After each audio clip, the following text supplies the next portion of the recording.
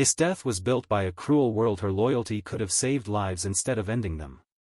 Its death is among the most powerful and terrifying characters in Akame ga Kill, with her brutal war tactics and almost complete control over time and space.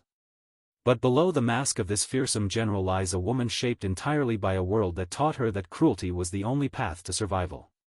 Raised in a violent environment, its death was taught to suppress her humanity and submit to dominance. However, even in her twisted beliefs, hints of humanity peek through, most significantly in her romantic fixation on Tatsumi. Her love, however twisted, suggests that she is capable of connection.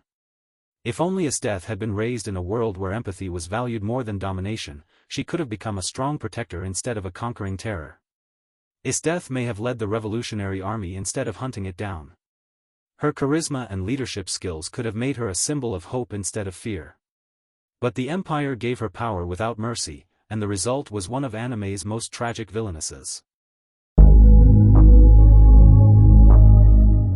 On the surface, Itachi Uchiha looked like one of the worst villains in Naruto.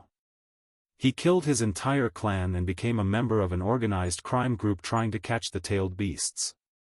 But the actual reason behind Itachi's actions says a lot. Itachi was one of the greatest ninjas who spent his entire life working for the Hidden Leaf Village. If Itachi had been around in a time of peace or had more backing from the village leaders, he would have been one of Konoha's most heroic figures. He was instead left to choose between letting his clan begin a civil war or ending it himself.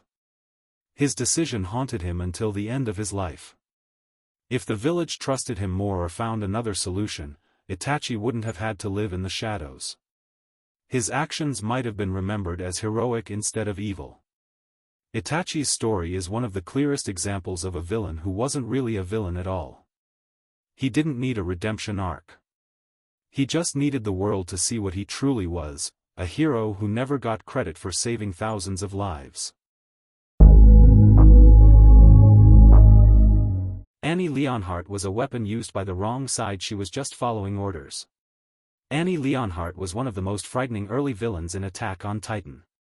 As the female Titan, she smashed through cities and fought with terrifying skill. But unlike a true villain, Annie wasn't driven by hate or ambition. She was a soldier raised in a cruel world, taught to follow orders without question. Annie grew up in Marley, where children were trained to be living weapons.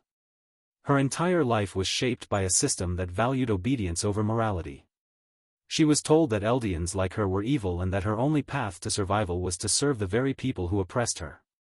That kind of upbringing leaves little room for choice. If Annie had been raised in Paradis, she might have fought to protect humanity instead of infiltrating it.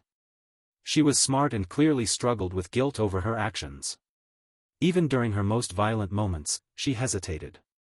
That's the sign of someone who knows what they're doing is wrong but feels trapped. Later in the anime, Annie shows more of her true self. She's not cruel, just tired and scared. In a different timeline, she would have been a loyal friend to characters like Armin and Mikasa, not their enemy. From revenge-driven killer to redeemed rebuilder. In Fullmetal Alchemist, Brotherhood, Scar starts as a merciless killer, hunting down state alchemists one by one. Scar's entire family and culture were wiped out in the Ishvalan War, a brutal campaign led by the very military he now targets. His hatred seems absolute at first, but underneath it all is deep, unhealed pain. If the war hadn't happened or if his people had been treated with respect, Scar might have lived a quiet life. He had no thirst for power or control. He was a monk, not a soldier. Only when everything he loved was destroyed did he turn into someone capable of killing without mercy. What makes Scar different from most villains is how his story evolves. He starts to question whether vengeance brings peace. He forms uneasy alliances with people he once considered enemies and slowly becomes part of the movement to rebuild Amestris. In another life, Scar could have been a national hero. He had the strength and the moral compass to lead with honor. But circumstances made him a villain first.